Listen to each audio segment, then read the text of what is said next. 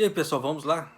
Tá na hora do vídeo. Antes de mais nada, peço a ajuda de vocês, por favor, quem puder, se inscreva no canal e sejam todos muito bem-vindos aqui. Mas vamos lá, né? O governo do Japão considera mais um pacote de estímulo de mais de 100 trilhões de ienes, diz o relatório.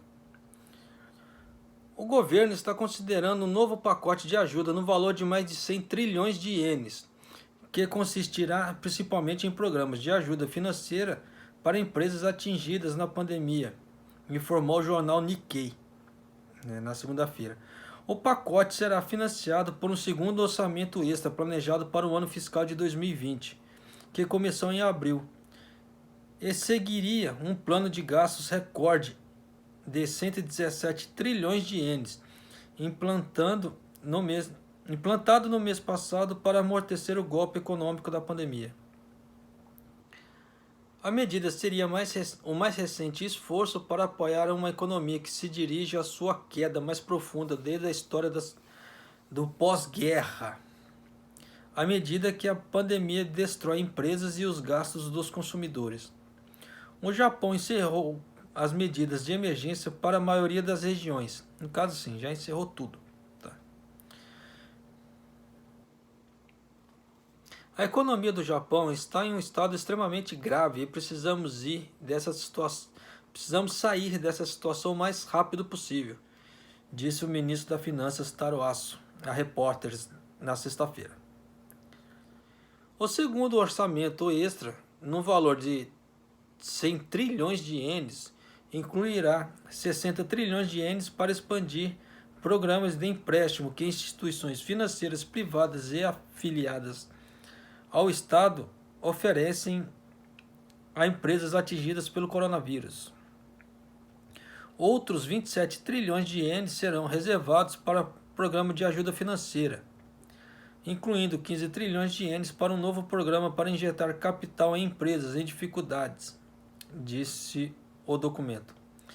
Espera-se que o governo aprove o orçamento também que incluirá subsídios para ajudar empresas a pagar aluguel e salários ao fecharem negócios, em uma reunião do gabinete na quarta-feira. Era uma questão que sempre levantou muito aqui no Japão, né? O governo pede para fechar, mas como é que vai fazer com os aluguéis? Porque tem pessoas que são alugadas, como assim, os salões delas são alugados, como é que ele ia fazer? Então isso foi muito questionado na televisão japonesa aqui. Via direto esse tipo de pergunta. Tá aí.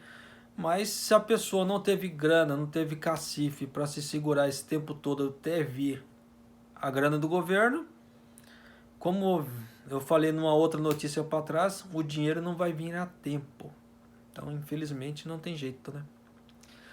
A economia entrou em uma recessão no último trimestre e analistas esperam outra contratação, E analistas esperam outra contração de 22% em abril e junho, devido ao impacto da crise da saúde. Cada vez maior, né, a dor está cada vez maior, está forçando o governo a aumentar a enorme pilha de dívidas do país, que já é o dobro do tamanho de sua economia, a pagar por grandes planos de gastos. É aquilo que eu já vim falando, né, nos outros vídeos, mas desculpa falar de novo, tá? Falaram do que eu falo é achismo, né? Então eu já vinha falando, mas é puro achismo meu, tá aí, né? Não sou eu que estou falando, simples assim. O Banco do Japão expandiu o estímulo monetário pela segunda vez consecutiva em abril e prometeu comprar quantos títulos forem necessários para manter o custo dos empréstimos em zero. Por isso que eu falo, né? Você vê aqui, o Japão está tentando fazer estímulo, né, a juros zero, né? O banco japonês o Banco Central japonês está tentando fazer estímulos a juros zero, tá? Eles estão tentando fazer um monte de coisas a juros zero. Aí vem os brasileiros, tá? Só vou fazer essa ressalva aqui. Eu sei que muita gente vai me criticar. E muita gente eu sei que precisa de um carro, tá? Principalmente essa época do ano. Por quê? ficou sem emprego, precisa se deslocar para fazer entrevistas e etc. E o transporte público aqui no Japão não é tão fácil igual no Brasil. Além que tem a barreira, né, da língua e etc. Então, assim, às vezes a pessoa não sabe falar japonês, então não consegue pegar um ônibus e ir para tal lugar e tal. E para quem não sabe, tá? O ônibus no Japão é diferente do Brasil. O ônibus aqui no Japão parece táxi, tá? Ele tem um taxímetro. Só que o taxímetro do ônibus do Japão, ele bate de ponto em ponto, tá? Não é rodando assim por quilometragem, vai rodando. Deu no ponto, vai X. Chegou no ponto Y, vai outro valor. E o ponto W, outro valor, tá? Não são todos os ônibus que são assim. Mas os que eu andei aqui no Japão, né, de longas distâncias assim, que roda a cidade assim, numa boa parte da cidade, tá? Não é ônibus de viagem, é ônibus normal. Eles tinham esses taxímetros. Então a gente fala assim, ônibusímetros, tá? Desculpa o vocabulário, não existe essa palavra, mas é o que seria, o similar. E vem brasileiros, né? É aquilo que eu já falei em outro vídeo, né? A pessoa quer comprar um carro, né? O anúncio tá como exemplo, vou usar o mesmo exemplo de novo, 200 mil ienes à vista no cash. Mas se fazer o financiamento próprio deles, o valor do carro sobe para 260 mil. Isso na melhor das hipóteses, tá? Porque costuma subir mais também.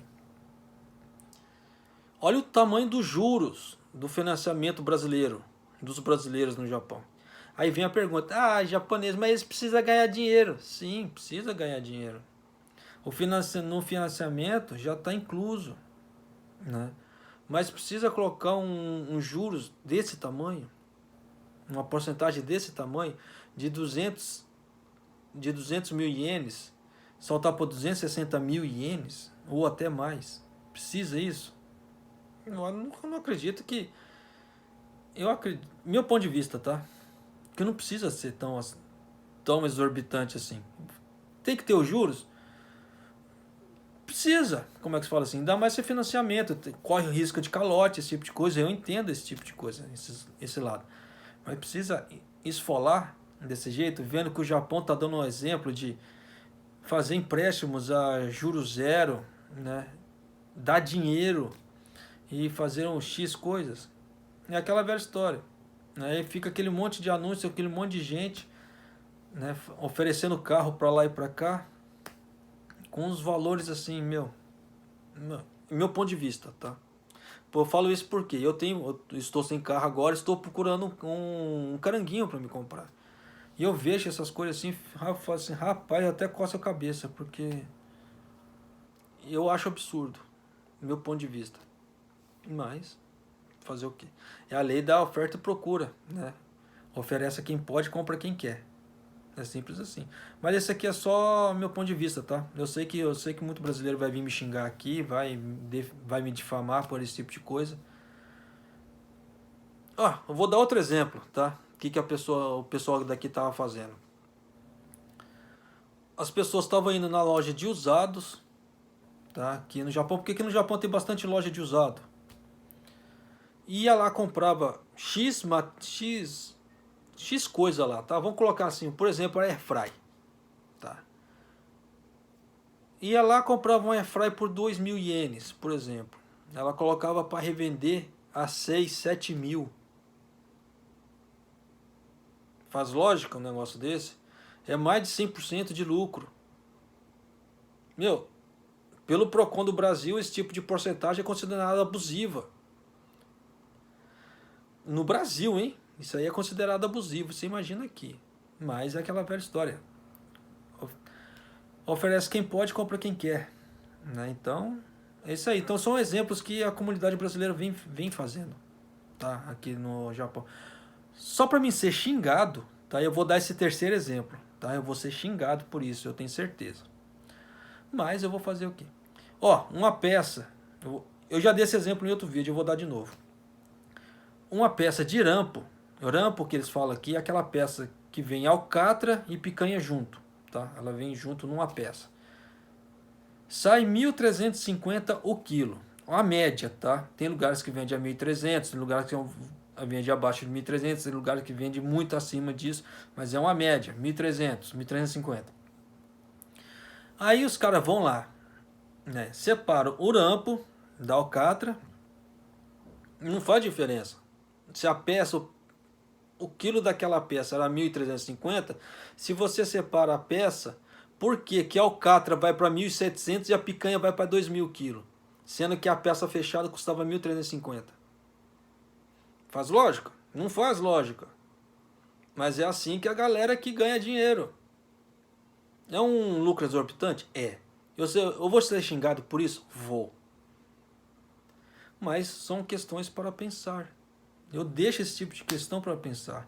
Aí vão falar que é achismo meu. Então tá, é achismo. Mas eu não vejo lógica. Desculpem falar, tá? Mas só para terminar aqui a notícia. A nossa estrutura política pode impedir que taxas de juros a longo prazo subam, mesmo que os governos aumentem as emissões de títulos, disse o governador do Banco do Japão, Haruhiko Kuroda, a repórteres na sexta-feira. Sobre a política apelidada de controle de curva de juros, o Banco do Japão, no caso seria o Banco Central japonês, tá?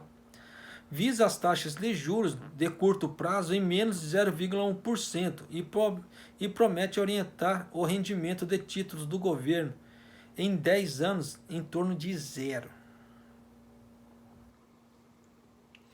Você vê só como é que são as coisas? O Japão tem que voltar à retomada, sim, ele tem que tomar as providências para ele voltar a ter o estímulo fiscal, para ele poder sair do vermelho. Ele já está no quarto ano vermelho, em vermelho, né? No Japão aqui eles usam o termo Akadi, tá? Então o Japão já está no quarto ano no vermelho. Mas você vê que eles não tentam não praticar o negócio dos juros exorbitantes. E por que os outros lugares têm que praticar os juros exorbitantes? Não é uma questão cultural? Fica a pergunta, né? Então, eu não sei nem mais o que falar. Mas é isso aí, pessoal. Até o próximo vídeo. Até mais.